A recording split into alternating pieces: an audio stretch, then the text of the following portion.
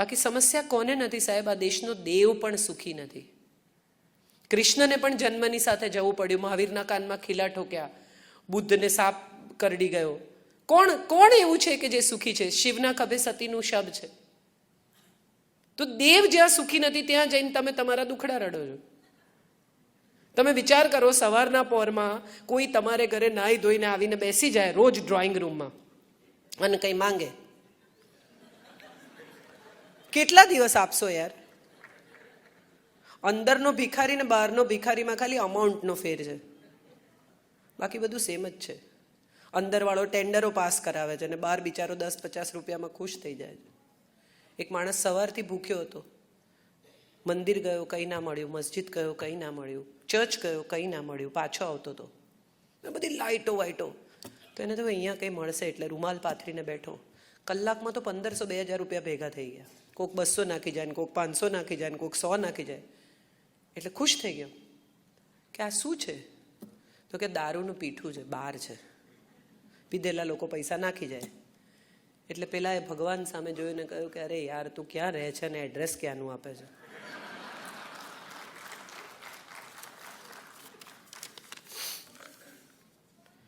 મારા વહાલા બેન કાજલ, હાઉ સ્વીટ ઇઝ ધેટ.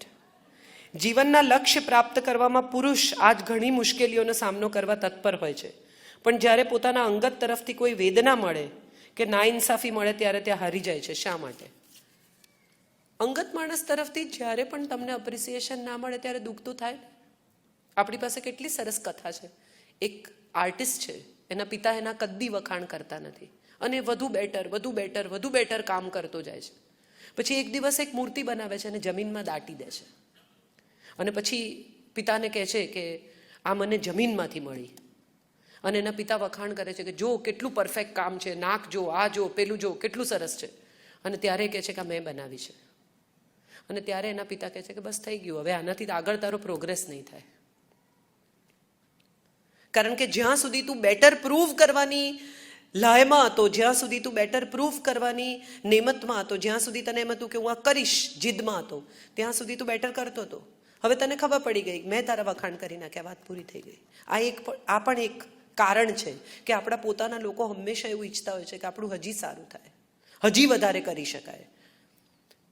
પણ એની સામે કેટલાક મા બાપ હોય કે બિચારું છોકરું 90% માર્ક લઈને આવે ને એટલે હાથમાં જોઈને કે હાઈએસ્ટ કોના છે? અરે એનાથી તમને શું લેવા દેવા? તમારા આખા પરિવારમાં 7 પેઢીમાં કોઈ 90% નથી લાવ્યું. આ લાયો છે એના વખાણ કરો. જેના હાઈએસ્ટ હોય એના તમારે શું લેવા દેવા? બહાણું કેમ નથી? આપણે બધા જ કદાચ જે નથી મળ્યું ને એના પર, પેલા 2% પર વધારે ફોકસ કરીએ છીએ. મારો એક દોસ્ત છે, હંમેશા એમ કહે છે કે મારે 100 કરોડ રૂપિયા જોઈએ, 100 કરોડ રૂપિયા જોઈએ. એટલે એક દિવસ મેં કીધું ચાલ હિસાબ કરીએ, તારે શેના 100 કરોડ જોઈએ? એટલે કે દુનિયા જોવી છે બિઝનેસ ક્લાસમાં, 5 કરોડ રૂપિયા. પછી કે ઘર બનાવવું છે જબરજસ્ત, કે 15 કરોડ રૂપિયા. પછી બીજા 5 કરોડ રૂપિયા છોકરા ભણાવવાના, બીજા 5 કરોડ રૂપિયા તારા ભવિષ્ય માટે સાઈડમાં મૂક. પછી 30 કરોડમાં પતી ગયું. એની પાસે 30 આજે પણ છે. પેલા 70 મેળવવાના ચક્કરમાં એ આ 30 વાપરશે નહીં. This is what we do. We have good spouse, good children, good life, good place to live. But still better, હજી વધારે. તમે વિચાર કરો, ઇટ્સ સચ ફની થિંગ. 20% એક્સ્ટ્રા, 10% એક્સ્ટ્રા, બધામાં આપણને એ વાંચીને કેટલી ઓફર્સ એમાં છે. ઓફર ખરીદવા નીકળે છે. અક્કલ વગરની વાત છે. કાંસકો ફ્રી મળતો હોય એને માટે તેલ ન ખરીદાય. ગુજરાતી માટે 3 અક્ષરનો એક શબ્દ એટલો વહાલો છે, એનું નામ છે મફત. મફત શું છે? એમાં ગુજરાતીને રસ છે. ન કરો. સુખ મફત છે, લઈ લો. ઝેર મફત છે, પીશો. અહીંયા હું કાઉન્ટર ખોલું કે મફતમાં ઝેર મળે છે, કોઈ પીએ? સુખ મફત છે, બહુ ઓછી મહેનતે મળે છે. ન કરો નકારાત્મક વિચારો. અંગત તરફથી વેદના મળે તો અંગતને કહો કે મને વેદના થાય છે. ન કર આવું. આપણે કહેતા જ નથી, એવું ધારીએ છે કે એ સમજી જશે. તમને શું નથી ગમતું એ કહેવું તો પડે ને, અને શાંતિથી કહેવું પડે. સામેનાને ખરાબ લાગે 1 વાર 2 વાર 3જી વાર એને સમજાશે. I think that's a better way of dealing with our own people. આપણે કહેતા નથી અને પછી એ વિશે બહુ જ કકળાટ જ્યારે કહીએ છીએ ત્યારે તો એટલી ખરાબ રીતે કહીએ છીએ. પ્રેશર કુકરમાં વધતું જાય, પછી જ્યારે સીટી વાગે ત્યારે જબરજસ્ત વાગે. પણ એટલી વરાળ બિલ્ટ શું કામ કરો છો? હમણાં જ ખાલી કરો, હમણાં જ કહી દો કે આ મને નથી ગમ્યું. સૂતા પહેલા તમામ નેગેટિવિટી કાઢી નાખવી. બેડરૂમ એ અખાડો નથી. મોટા ભાગના લોકો એમ માને છે કે બેડરૂમ એ ઝઘડો કરવાની જગ્યા છે. બહુ ઓછા લોકોને ખબર છે કે બેડરૂમ એ પ્રેમ કરવાની અને સપના જોવાની જગ્યા છે. So treat your bedroom like that. આવો મારી સાથે પહેલાનું સ્ટેપ, લવ મેરેજ અને અરેન્જ મેરેજ પર આપના વિચાર. તમને કોઈ એમ પૂછે કે તમે પિસ્તોલથી મરશો કે ફાંસીથી, આવી ચોઈસ છે આ.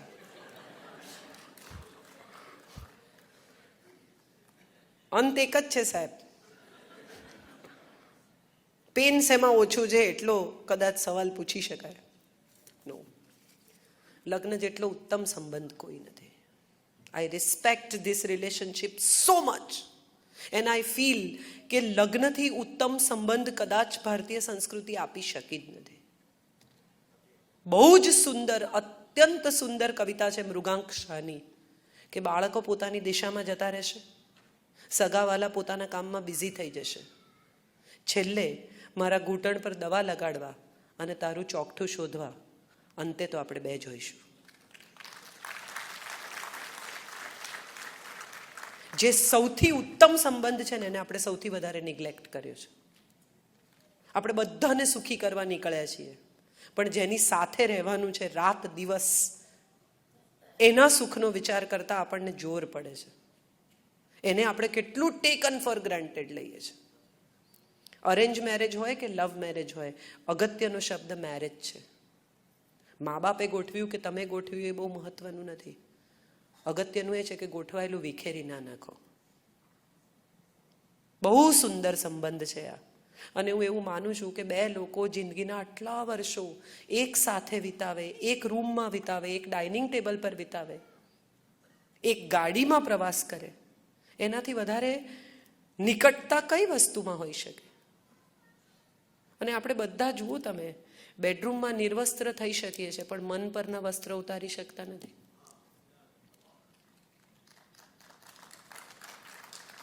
લગ્ન એ સેક્સ ભોગવવાનું લાયસન્સ નથી સાહેબ, એ તો ક્યાંય પણ મળી જાય. એનો બહુ ઇમ્પોર્ટન્ટ હિસ્સો છે સેક્સ લગ્નનો. પણ સ્નેહ સેક્સની પહેલાં આવે છે, સન્માન સેક્સની પહેલાં આવે છે, સમજદારી સેક્સની પહેલાં આવે છે, શેરિંગ સેક્સની પહેલાં આવે છે. એક સ્ત્રી શરીર ત્યારે જ સોંપી શકે છે જ્યારે આ બધા સ્ટેપ પૂરા થાય. બંધ બારણે બેડરૂમમાં થતા બળાત્કારો વિશે આપણે જાણતા નથી, પણ એ થતા જ હોય છે. મનથી જે થાય ને એને સમભોગ કહેવાય. બંને જણા ભોગવે, બંને જણા આનંદ પામે, એને સમભોગ કહેવાય. અને એ આપણા શાસ્ત્રોએ આપ્યો છે સમભોગ, કેટલા સદીઓ પહેલા. આ શબ્દ આપણને આપ્યો છે આપણા શાસ્ત્રોએ, સમભોગ. Equal happiness, equal pleasure, equality, even in the bed. We forgotten that. બહુ સુંદર સંબંધ છે. અને અરેન્જ મેરેજ કે લગ્ન લવ મેરેજથી થયા છે એ બહુ મહત્વનું નથી. એકવાર લગ્ન થયા છે, તમે હાથ પકડ્યો છે, 7 વચન આપ્યા છે, તો પાળજો. સામેની વ્યક્તિએ પોતાનું આખું ઘર, પરિવાર, ઓળખ તમારી પાછળ ફૂંકી મારી છે સાહેબ. એક સ્ત્રી ઘર છોડીને આવે છે, એનો ઉછેર, એનો પરિવાર, એની ઓળખ ભૂલી જાય છે, અટક બદલી નાખે છે. મારા જેવી તો થોડીક જ હોય કે ઓઝા વૈદ પકડી રાખે. પછી રાય બચ્ચન લખે છે. મેં તો 25 વર્ષ પહેલાં લખ્યું, રાય બચ્ચન હવે લખે છે. તમે વિચાર કરો કે એક સ્ત્રી કેટલી સમર્પણથી આવતી હોય છે. એને માટે શું છે? એક પતિ સિવાય એની પાસે શું છે આ ઘરમાં આવવા માટે? અને પતિ જ જ્યારે એને ઇગ્નોર કરે, પતિ જ જ્યારે પોતાના પૈસા કમાવામાં કે મિત્રોમાં કે પરિવારમાં કે બીજા કોઈ કારણસર ખોવાઈ જાય, ત્યારે એ સ્ત્રી શું કરે? મારું તો આખું ફોકસ જ આ હતું, એ હવે ખસી ગયું છે તો હું ક્યાં ફોકસ કરું? એવી જ રીતે એક પુરુષ કેટલો બધો મદાર રાખે છે કે પોતાના ઘરની, પરિવારની, જિંદગીની ચાવી એક સ્ત્રીના હાથમાં સોંપી દે છે, અજાણી સ્ત્રી છે, હજી ગઈકાલે જ આ ઘરમાં આવી છે, અને પરસ્પર એકબીજાને ઓળખતા જઈએ તો એકબીજાને ગમતા રહીએ. રોજ ફરીથી પ્રેમમાં પડવાની કલા એટલે સુખી લગ્ન જીવન. રોજ કંઈક સરસ શોધી કાઢો તમારા જીવન સાથી વિશે કે આ જોરદાર છે યાર, આના વિશે આ મેં જોયું નહોતું, આ મને ખબર નહોતી. આપણે શું કરીએ છીએ તો કે રોજ એવું શોધી કાઢીએ છીએ કે શું ખરાબ છે. કેટલી મજા આવે છે, પણ આ જ વાત પર કેટલું રડવું આવે છે. લડાઈ થાય ત્યારે રડતા જાય કરીને બોલતા જઈએ. શેને માટે? સુખી થવા પરણ્યા છો તો સુખી થાવ યાર. કોઈ આજ સુધી એકતા કપૂરની સિરિયલ સિવાય એવા જોયા છે કે હું આની વાટ લગાડી દઈશ એવું નક્કી કરીને પરણે? બધા જ સુખી થવા પરણે છે તો સુખી થાઓ. ને બધા એવું નક્કી કર્યો કે આપણા લગ્ન બીજાઓ જેવા નહીં હોય, આપણે નહીં લડીએ, આપણે આમ નહીં કરીએ, એ જ રૂટીનમાં આવીને ઊભા રહે. Bye. Life is very beautiful and we only live once. હું પુનર્જન્મમાં માનતી નથી અને દ્રઢપણે એવું માનું છું કે આપણી પાસે એક જ જિંદગી છે અને ફૂલેસ્ટ જીવવી જોઈએ. બધું જ કરી લેવું જોઈએ, જે આપણે કરવું હોય, મજા કરી લેવી જોઈએ. પતિ અને પત્ની વચ્ચેની મિત્રતાની વ્યાખ્યા આપો. રસપ્રદ છે સવાલ. મિત્રતા એટલે શું? સાથે દારૂ પીવો, વોટ્સએપ એક્સચેન્જ કરવા, પોર્ન મેસેજીસ એકબીજાને મોકલવા? મિત્રતા એટલે ઝઘડી શકાય, ખુલ્લા દિલે સ્નેહ કરી શકાય અને કોઈ પણ વાત એકબીજા સાથે કરી શકાય, અને એમાં કોઈ ગ્રજીસ વગર, કોઈ પ્રી કન્સીવ નોશન વગર એ વાતને સામેની વ્યક્તિ સ્વીકારી અથવા એટલીસ્ટ સાંભળી શકે. હું ઘણીવાર મારા વરને કહું છું કે હું ખોટી છું, એવા પ્રી કન્સીવ થોટ સાથે હું કહું એ સાંભળું છું. હું ખોટી જ છું એવું તો માની જ લે, પણ તેમ છતાં હું જે કહું છું એ સાંભળવું છે તો કહું, નહીં તો જવા દે. તું સાંભળવા તૈયાર છે? એટલીસ્ટ પેશન્ટ હિયરિંગ જ ખોઈ બેઠા છીએ. તમે જોજો, ઓબ્ઝર્વ કરજો, તમને બહુ મજા આવશે. તમે કોઈને કહેવાનું ચાલુ કરો ને એટલે ના પાડવા માંડે. એને મનમાં તમને ના પાડી જ દીધી ઓલરેડી. તમે કંઈ પણ એક્સપ્લેન કરો, હજી તમે પહેલું વાક્ય બોલો એ પહેલા તો એને ડોકું ધૂણાવવા માંડ્યું છે. એટલીસ્ટ સાંભળી તો લો, પછી નક્કી કરજો એ શું કહે છે. આપણે આ નથી કરતા. એકબીજા